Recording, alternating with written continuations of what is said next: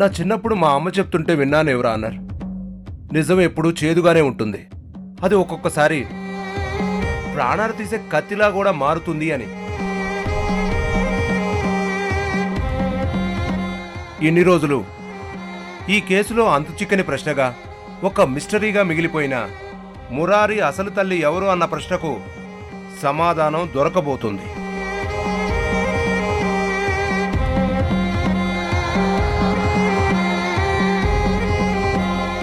ఆ DNA test report నిజం ఒక తల్లి జీవితాన్ని నిలబెట్టొచ్చు, లేదా మరో తల్లి ఆశలను చిదిమేయొచ్చు. కానీ చట్టం ముందు మౌనంగా ఉండిపోయిన ఆ సత్యాన్ని ఇప్పుడు మీరు తెలియచేయాలని, ఈ కేసు అంతిమ తీర్పును నిర్ధారించాల్సిందిగా మిమ్మల్ని కోరుకుంటున్నాను.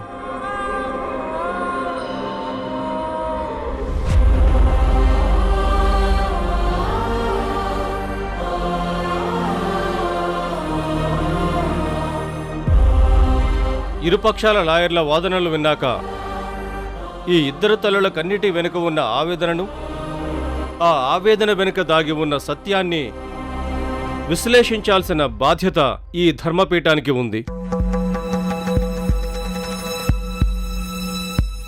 ఒకరు మాతృత్వాన్ని నమ్మకంతో నిలబెట్టుకోవాలని చూస్తుంటే, మరొకరు మాతృత్వాన్ని హక్కుగా తిరిగి పొందాలని పోరాడుతున్నారు.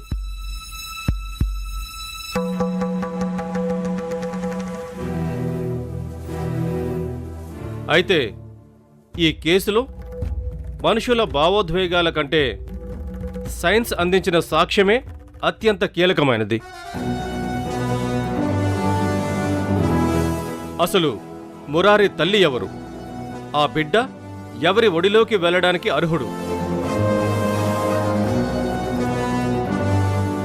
అనే నిజాన్ని ఈ DNA నివేదిక నిర్ధారిస్తుంది. ఆ సత్యమే ఇప్పుడు ఈ న్యాయస్థానం ఇచ్చే తుది తీర్పుగా ప్రకటించబడుతుంది.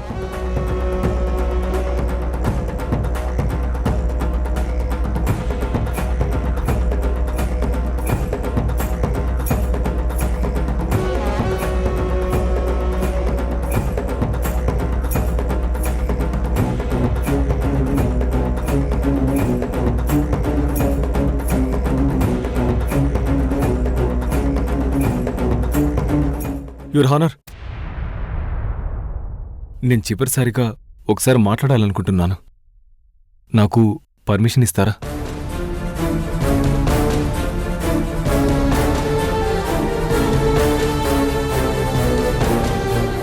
మీరేం మాట్లాడాలనుకుంటున్నారో బోన్లోకి వచ్చి మాట్లాడండి. Thank you your honour.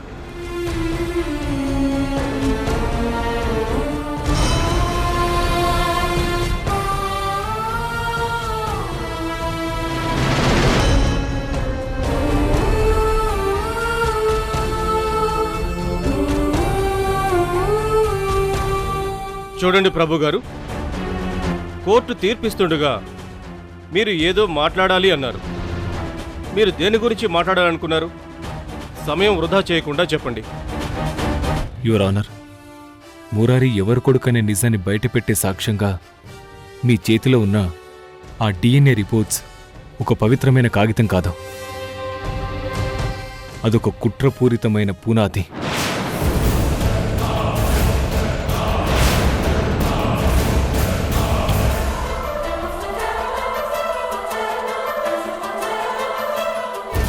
ఎందుకంటే ఆ రిపోర్ట్లో గౌరవప్రదమైన న్యాయస్థానాన్ని తప్పుదోవ పట్టించేలా తప్పులు జరిగాయని నేను నమ్ముతున్నాను.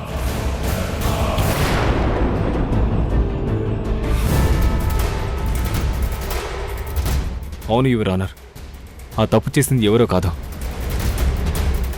ఏసీపీ తరుణ్ గారు.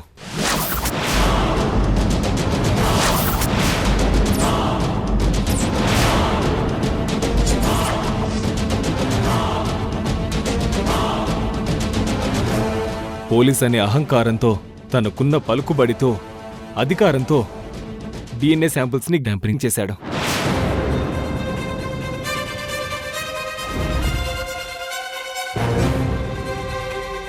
తన స్వార్థం కోసం ఒక బిడ్డ జీవితాన్ని కాదు, ఒక తల్లి మాతృత్వాన్ని కూడా దారుణంగా హత్య చేయాలని చూస్తున్నాడు.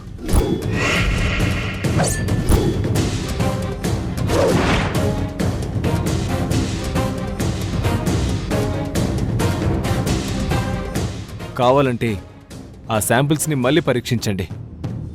అప్పుడే మీకు తెలుస్తుంది మీరు నమ్ముతున్న ఆ రిపోర్ట్స్లో ఉన్నది ఒక పోలీస్ అధికారి చేసిన నీచమైన పని అని.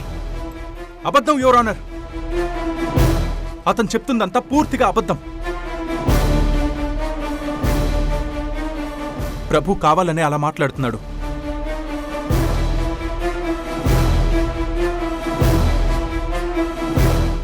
అవును యువర్ ఆనర్. కేసు వాళ్ళ చేతి నుంచి జారిపోతుందని అర్థమయ్యాక విచారణను పక్కదారి పట్టించడానికి గౌరవనీయులైన ఒక పోలీస్ అధికారిని తప్పుగా చూపిస్తూ కోర్టు దృష్టిని మరల్చడానికి ప్రభు గారు చేస్తున్న అత్యంత నీచమైన ప్రయత్నం ఇది.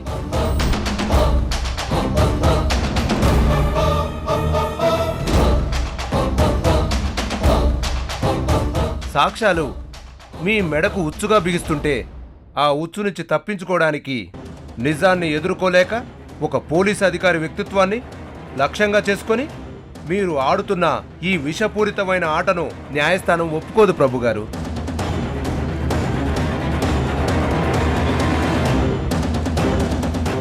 యువర్ ఆనర్, అయినా డిఎన్ఏ రిపోర్ట్ తప్పు అని నిరూపించడానికి కనీసం ఆధారం కూడా చూపించలేని ఈ ప్రభుగారు తరుణ్ గారిపై చేస్తున్న ఈ నిరాధారమైన వ్యాఖ్యలు కోర్టు ధిక్కరణ కిందకు వస్తాయి. ప్రభు గారు, లాయర్ సాంబయ్య చేస్తున్న వాదనలో బలమైన పాయింట్ ఉంది. మీరు పోలీస్ అధికారిపై చేస్తున్న ఆరోపణలకు తక్షణమే ఆధారాన్ని చూపండి, లేదంటే మీ స్టేట్మెంట్ను రికార్డుల నుంచి తొలగించి మీ పైన కఠిన చర్యలు తీసుకోవాల్సి ఉంటుంది. లేదు యువర్ ఆనర్, నా దగ్గర సాక్ష్యం ఉంది.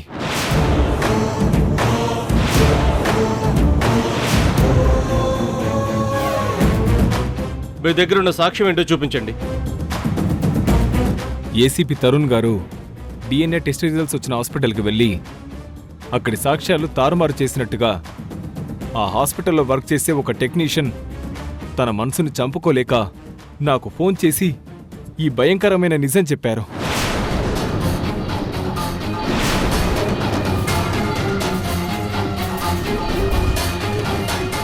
ఆ తర్వాత నేను ఎంత ప్రయత్నించినా అతను నా ఫోన్ లిఫ్ట్ చేయడం లేదు. అంతేకాదు యువర్ ఆనర్, అప్పటి నుండి అతని ఫోన్ పూర్తిగా స్విచ్ ఆఫ్ వస్తుంది.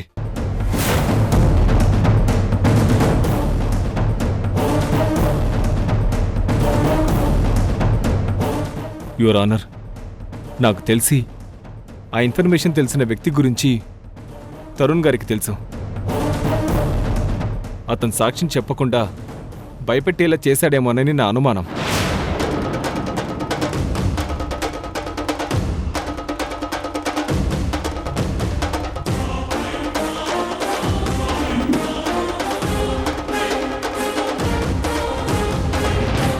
యువర్ ఆనర్, ప్రభు గారు లేవనెత్తిన అంశం కేవలం ఆరోపణ మాత్రమే కాదు.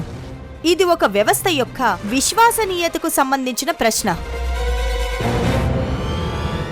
ఒక సాక్షి అదృశ్యమవ్వడం, ఫోన్ స్విచ్ ఆఫ్ అవ్వడం, మళ్లీ అదే సమయంలో ఒక పోలీసు అధికారిపై అనుమానాలు రావడం, ఇవన్నీ యాదృచ్ఛికంగా జరిగినవి కావని ఈ కోర్టు అర్థం చేసుకోవాల్సిందిగా మనస్ఫూర్తిగా కోరుకుంటున్నాను.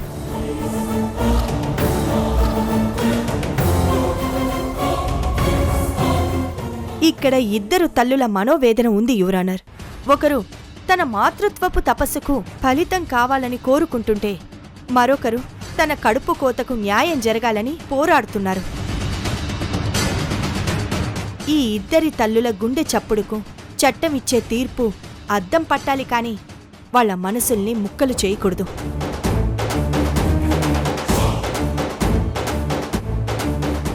అయితే డిఎన్ఏ రిపోర్ట్స్ పై ఉన్న అనుమానాలు తొలగిపోవాలంటే ప్రస్తుత పరిస్థితుల్లో మన దగ్గరున్న రిపోర్టులను పూర్తిగా నమ్మడం కష్టమేమో అనిపిస్తోంది. అందుకే ఈ కేసు యొక్క పారదర్శకతను కాపాడటానికి కోర్టు వారిని ఒక అభ్యర్థన చేస్తున్నాను. అది ఏంటంటే, ఈ డిఎన్ఏ శాంపిల్స్ ని మన రాష్ట్ర పరిధిలో కాకుండా మరొక రాష్ట్రంలోని అత్యంత ఆధునికమైన ఫోరెన్సిక్ ల్యాబ్లో టెస్ట్ చేయించవలసిందిగా మనవి చేసుకుంటున్నాను.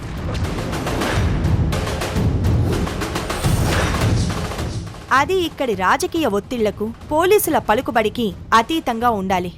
అప్పుడే వచ్చే రిజల్ట్ ఎవరికీ అబద్ధం అనిపించదు. అవును యువర్ ఆనర్, నిజం తెలియాలంటే ఈసారి చాలా నమ్మకమైన ప్లేస్లో టెస్ట్ జరగాలి. దానిని దయచేసి మీరు అర్థం చేసుకోండి.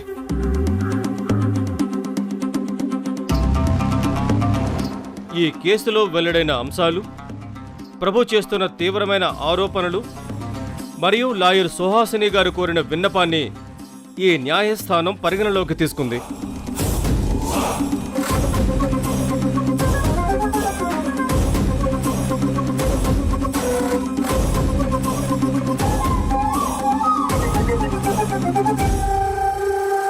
మాతృత్వపు విలువలు, చట్టం యొక్క పారదర్శకత, వీటిని కాపాడడం ఈ కోర్టు ప్రథమ కర్తవ్యం. అందుకే డిఎన్ఏ శాంపిల్స్ టెస్ట్ చేయించడానికి మన రాష్ట్రం వెలుపల ఉన్న ఫోరెన్సిక్ ల్యాబ్కు పంపించాలని పోలీసు వారిని ఈ కోర్టు ఆదేశిస్తుంది.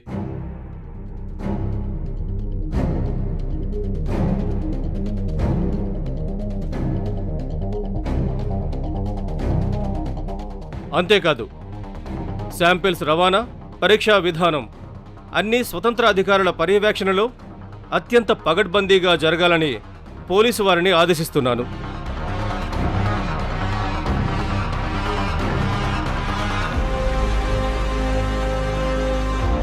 అలాగే చట్టానికి విధేయుడిగా ఉండే ఏసీపీ తరుణ్ పైన ప్రభు చేసిన వ్యాఖ్యలు నిజమో కాదో తెలుసుకొని హాస్పిటల్లో పనిచేసే ఆ వ్యక్తిని కూడా పట్టుకుని విచారించవలసిందిగా పోలీసు వారిని తక్షణమే ఆదేశిస్తున్నాను.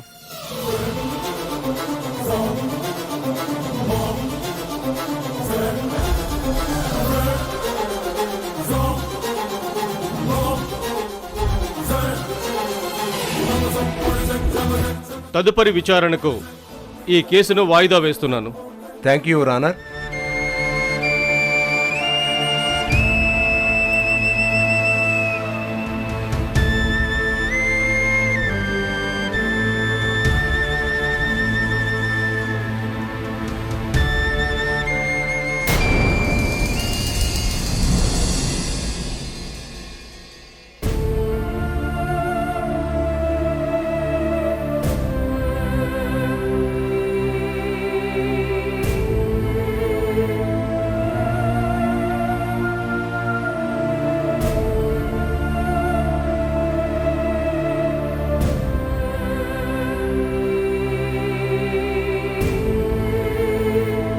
హారిక, కోర్టులో ఏం జరిగింది?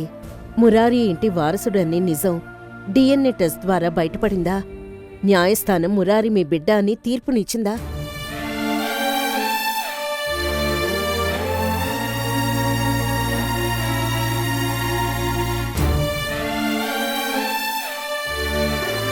అవును, మీరు మాత్రమే వచ్చారు. ఇంతకీ మురారి ఎక్కడా? వాడు కనిపించట్లేదు. నాకు వాణ్ణి చూడాలనుంది హారిక. వాడెక్కడున్నాడు?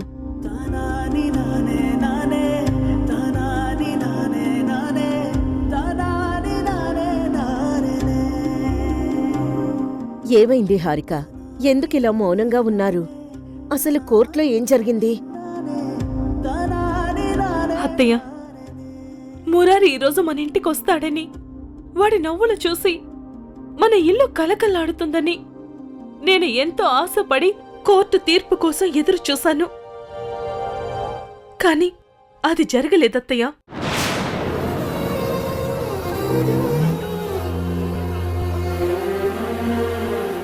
ఏంటి, కోర్టులో తీర్పు ఇవ్వలేదా? నువ్వేం చెప్తున్నావో నాకు అర్థం కావట్లేదు హారిక. అసలేం జరిగింది? ఈరోజు కోర్టులో వాదనలు పూర్తయి జడ్జి గారు తీర్పు ఇవ్వడానికి సిద్ధపడుతుండగా అసలు ఆ టెస్టే పనికిరాదని, ఆ రిపోర్ట్లో ఉన్న సాక్ష్యాన్ని తరుణ్ తారుమారు చేశాడని ప్రభు ఒక అబద్ధపు ఆరోపణ చేశాడు.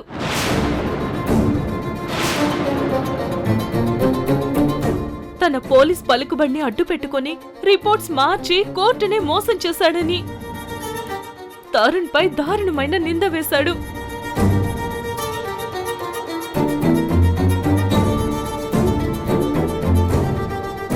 ఆ రిపోర్ట్లో గౌరవప్రదమైన న్యాయస్థానాన్ని తప్పుదోవ పట్టించేలా తప్పులు జరిగాయని నేను నమ్ముతున్నాను. ఆ తప్పు చేసింది ఎవరో కాదు, ఏసీపీ తరుణ్ గారు పోలీస్ అనే అహంకారంతో తనకున్న పలుకుబడితో అధికారంతో డిఎన్ఏ శాంపిల్స్ ని ట్యాంపరింగ్ చేశాడు.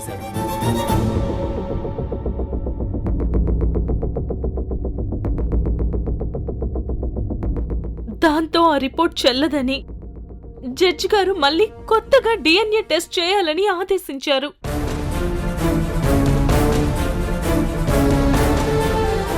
ఇన్ని రోజులు మంచివాడిలా కనిపించే ప్రభు మనసులో ఇంత దుర్మార్గం దాగుందని నేను అనుకోలేదు అత్తయ్య.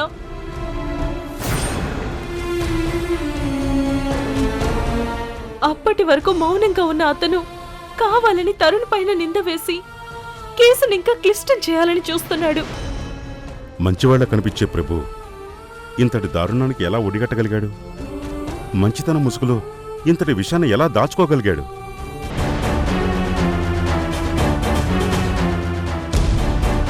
అసలు ప్రభు కోర్టును కూడా ఎందుకు మాయ చేయాలని చూస్తున్నాడనేది నాకేం అర్థం కావట్లేదు.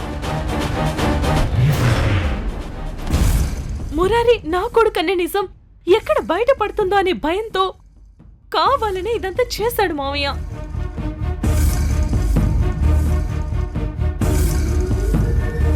నువ్వు చెప్పేది కూడా నిజమే హారిక. శత్రువు కన్నా మిత్రుడిలా పక్కనే ఉంటూ మనల్ని మోసం చేయాలని చూసేవాళ్లే ఎక్కువ ప్రమాదం అంటారు. ఇప్పుడు ప్రభువు చేసింది తలుచుకుంటూ ఉంటే ఆ మాట నిజమే అనిపిస్తోంది.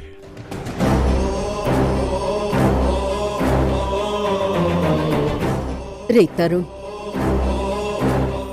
ఇప్పుడు ఎలారా? ప్రభు చెప్పిన మాటలు పూర్తిగా అబద్ధమని, కోర్టుని తప్పుదారి పట్టించడానికి చేసిన ప్రయత్నమని న్యాయస్థానం ముందు ఎలా నిరూపిస్తావు? అమ్మా, భయపడకు.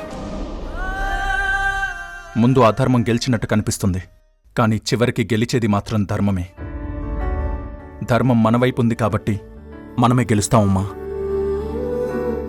అంతేకాదు, కోర్టుని తప్పుదో పట్టించడానికి ప్రభువు వేసిన ప్రతి అడుగు ఏదో ఒకరోజు అతను చేసిన తప్పుల్ని బయటపెడుతుంది. అతను సృష్టించిన ఈ చిక్కుముడిని, అతను అల్లిన కట్టుకథల్ని నేను ఎలాగైనా బయటపెట్టి అతనికి సరైన బుద్ధి చెప్తాను.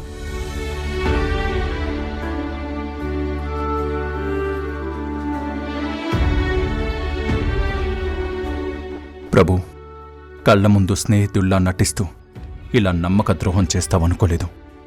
నువ్వు నాపై మోపిన ఆ నింద నా యూనిఫామ్ మీద పడిన మరక కాదు, అది నా నిజాయితీ మీద నువ్వు కొట్టిన దెబ్బ. ఇప్పటి వరకు నువ్వు పడుతున్న బాధను చూసిన ఈ కళ్ళు ఇక మీదట నిన్నొక శత్రువుగా మాత్రమే చూస్తాయి.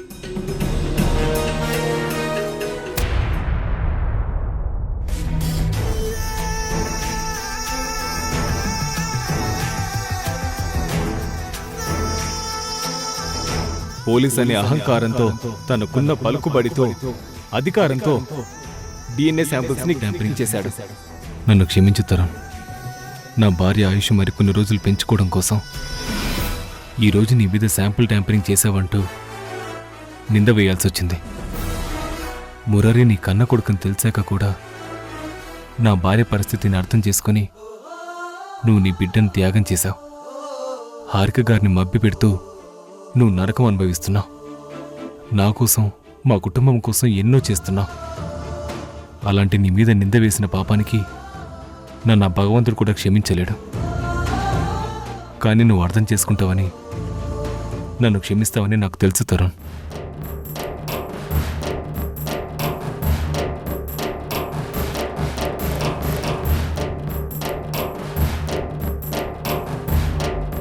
పోలీస్ అనే అహంకారంతో తనకున్న పలుకుబడితో అధికారంతో డిఎన్ఏ శాంపిల్స్ ని ట్యాంపరింగ్ చేశాడు.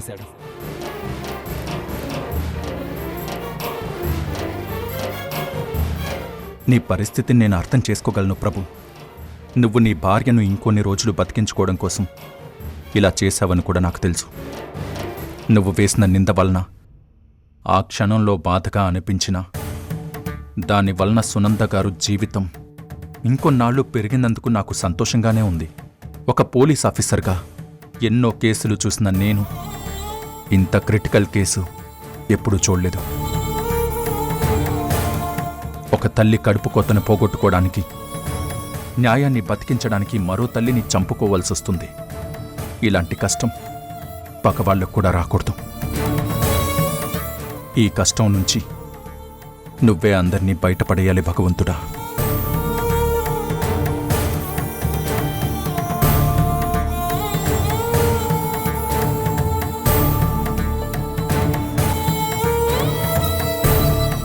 ఏమండి, ఈరోజు తీర్పు వస్తుందనుకున్నాం, కానీ మీరే దానికి అడ్డుపడ్డారు. నిజంగా ఆ టెస్టుకు పంపించిన శాంపిల్ని మార్పించేసి ఉంటారంటారా? ఖచ్చితంగా చెప్పలేను, కానీ ఎందుకో నాకు అలా అనుమానం వచ్చి లాయర్ సుహాసిని గారితో మాట్లాడి కోర్టుని అలా రిక్వెస్ట్ చేయించారు. మన బాధను అర్థం చేసుకున్న జడ్జి గారు అందుకు ఒప్పుకున్నారు. కానీ మీరు కోర్టులో తరుణ్ గారి మీద ఆ నింద వేశాక నేను తనని గమనించానండి. తను ఆ తప్పు చేశాడని నాకు అనిపించడం లేదు. లేనిపోని అనుమానాలతో మనమే అనవసరంగా తరుణ్ గారి మీద నింద వేసినట్టుగా అనిపించింది. సునంద, నేను ఇదంతా చేసింది ఆ తరుణ్ మీద కోపంతోనో పగతోనో కాదు. నీకోసం, మన బిడ్డ కోసం.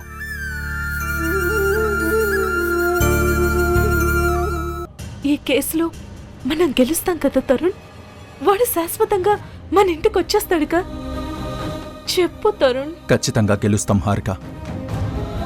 నీ ప్రేమ, నమ్మకమే నిన్ను గెలిపిస్తాయి.